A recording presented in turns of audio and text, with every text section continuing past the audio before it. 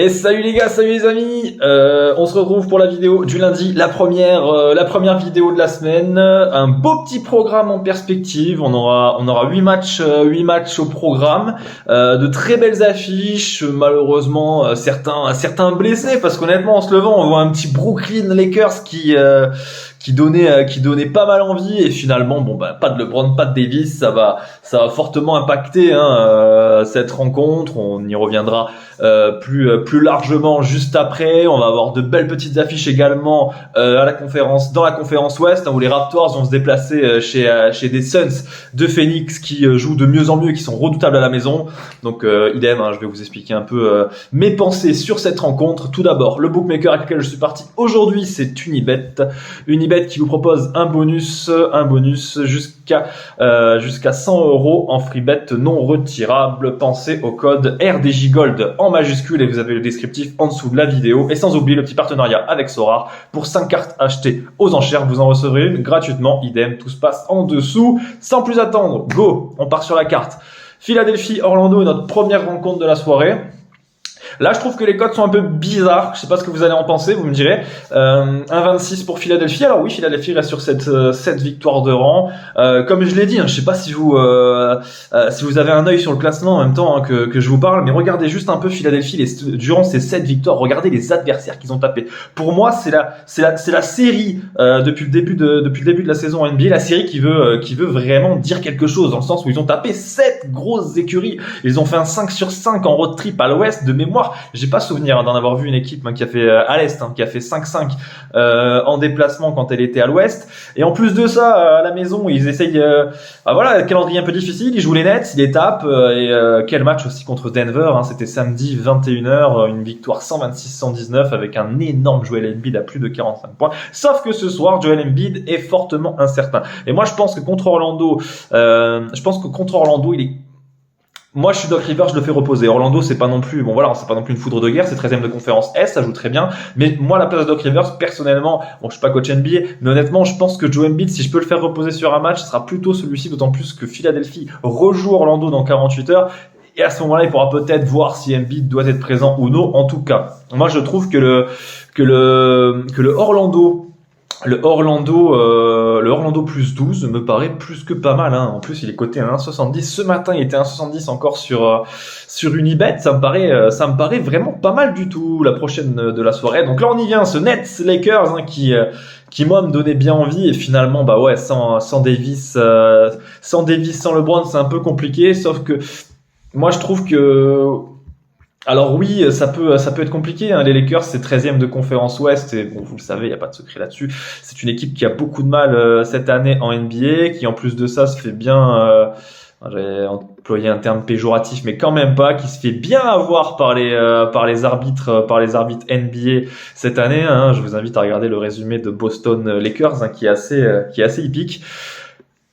Même sans LeBron, même sans Davis, on sent quand même que cette franchise, elle a envie. Il y a quand même du beau monde, pas oublier qu'ils se sont renforcés avec Rui Hachimura dans le secteur intérieur. On retrouve des mecs comme Dennis Schroeder, Delonte Walker, Thomas Bryant, Russell Westbrook. Il y a une belle équipe, et d'autant plus que Brooklyn, on le sait, sans Kevin Durant, c'est quand même une franchise qui a du mal. C'est une franchise qui a perdu contre les Pistons il y a 3-4 jours, 122-130 à la maison. Ça fait quand même bien tâche.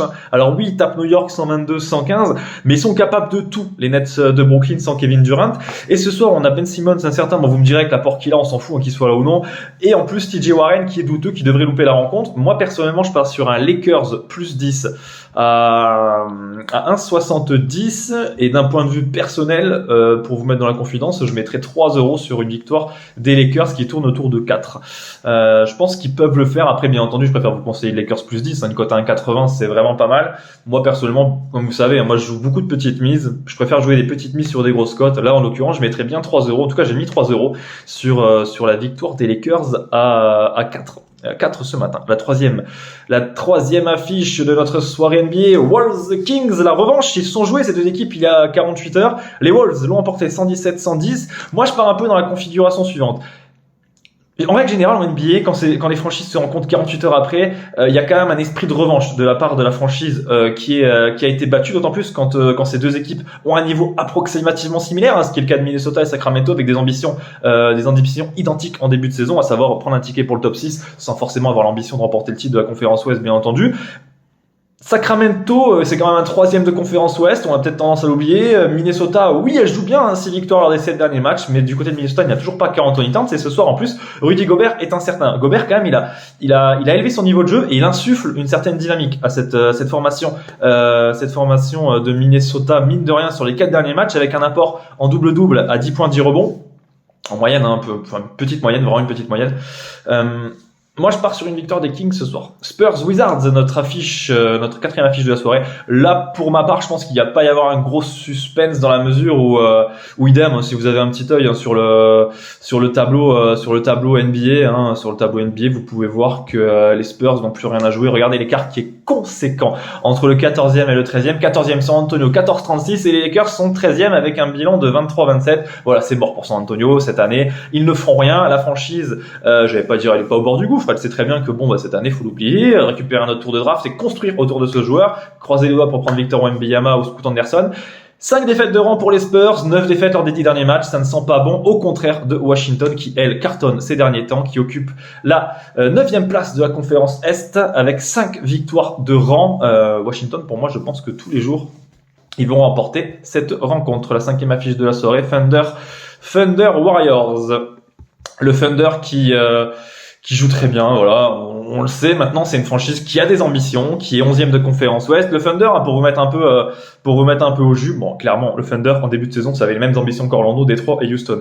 C'est la surprise parmi les cancres. Le Thunder, 11e de conférence Ouest, un bilan incroyable à la maison, 15-10, mais de l'autre côté, moi j'ai un peu peur pour le Thunder ce soir, dans la mesure où les Warriors, j'ai l'impression, voilà, les Warriors on les connaît, deuxième partie de saison, généralement ça cartonne, c'est une franchise qui se réveille toujours dans les moments importants d'une saison, qui sait très bien que la première partie de la saison, j'ai pas envie de dire qu'elle vaut rien, mais bon, ça, c'est presque ça, c'est systématiquement la même avec les Warriors, ils se réveillent toujours en deuxième partie de saison, ils vont finir, pour moi, je pense qu'ils vont faire 3e, 2e, vous allez voir. Et les Warriors ce soir, ils ont une très belle cote. Moi, je pense qu'ils sont même capables. Je vais prendre un petit risque. Il faut bien tenter. Des fois sur les paris, c'est pas en jouant des cotes à 1,30 ou 1,40 que ça peut être bien. Mais bon, moi, je préfère quand même tenter un peu plus. Et là, voilà, Golden State gagne de 7 points ou plus. Je pense qu'ils peuvent s'imposer en patron à OKC. Et Golden State de 7 points ou plus avec une formation au complète ce soir, contrairement à OKC qui sera privé de Lou Dort. 2-20 pour les Warriors, ça me paraît plutôt pas mal. Dallas Détroit. Nous arrivons à la fin de cette carte NBA en conférence Ouest. Une affiche un peu particulière. Ça, c'est parmi les 8, c'est clairement celle où je vous conseille le moins. Le moins de, j'ai pas envie de dire, mais ouais, de ne pas y toucher. Honnêtement, Mavericks Pistons avec Doncic, honnêtement, je serais peut-être parti sur l'écart en faveur de Dallas. On le sait, Dallas c'est une équipe qui joue très très bien à la maison, avec un peu plus de difficultés en déplacement, archi dépendante de son Slovène, qui lui est incertain ce soir. Alors dans la mesure où il est incertain.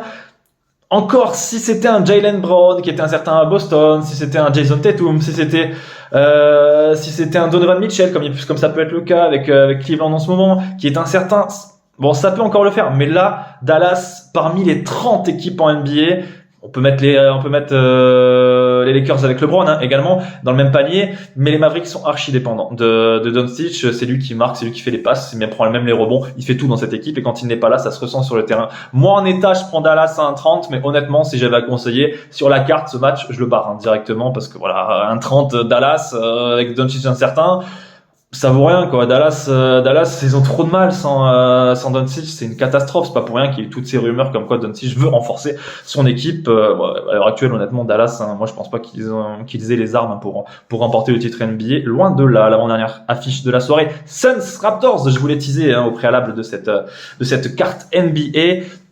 Une belle rencontre, vraiment une belle rencontre en perspective entre des Suns qui reviennent bien dans la conférence Ouest, qui occupent la 9e place, qui sont mine de rien redoutables à la maison, 18 victoires, 8 défaites. Une franchise qui, on le sait, a du mal depuis un mois et demi, normal. Hein, Devin Booker est absent, elle a mal géré la période sans Booker. Elle est passée d'une place sur le podium à cette 9e place. Hein. Les Suns, de mémoire, ils étaient même tombés à la 11e place de la conférence Ouest. Là, ils remontent progressivement, ça joue mieux, le bilan est positif. Et à la maison, on le sait, c'est redoutable. Attention toutefois, hein, Toronto joue de mieux en mieux en déplacement. Ils font un road trip pas si dégueu que ça à l'Ouest, même très bon. 2 victoires lors des 3 derniers matchs.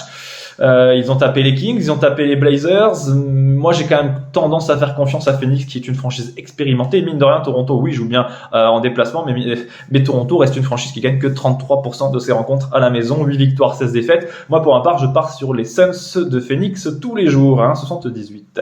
Blazers Hawks, notre dernière affiche de la soirée. Là, je pars sur l'underdog avec la victoire d'Atlanta. Vous allez me dire, tu joues toujours les outsiders, mais non, parce que là, honnêtement, Atlanta a un coup à jouer. Portland, je vous avoue, je regarde de plus en plus de matchs en ce moment, et Portland, j'ai du mal quand même à comprendre cette franchise. Je trouve qu'elle souffre d'irrégularité, que son secteur intérieur est trop pourri.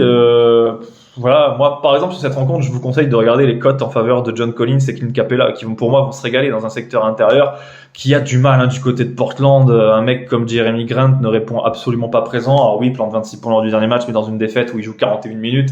Damian Lillard est le seul pour moi qui est au niveau. Anthony Simons, on en a fait des tonnes en début de saison. Moi le premier, l'année dernière aussi, le mec montait en régime. Là, ça devient beaucoup plus compliqué. Portland n'est pas 12e de conférence Ouest pour rien. C'est une franchise qui est trop irrégulière. Atlanta, seul bémol, il n'y a pas de triangle, mais même sans triangle, je pense que Dejounte Murray est capable de prendre la main, et rappelons-le, Atlanta est une belle franchise en déplacement avec un bilan de 12 victoires pour 14 défaites. Vous l'aurez compris, je pars sur une victoire d'Atlanta. On en a fini avec cette carte NBA. Les 8 affiches de la soirée sont traitées. Pas de combiné pour ma part, j'ai pas trouvé une confiance suffisante pour continuer la série. Il y en aura un mercredi sans aucun doute. J'ai un peu checké la carte. Je vous souhaite une excellente soirée, de bons pronostics, et on se retrouve mercredi. Ciao, ciao.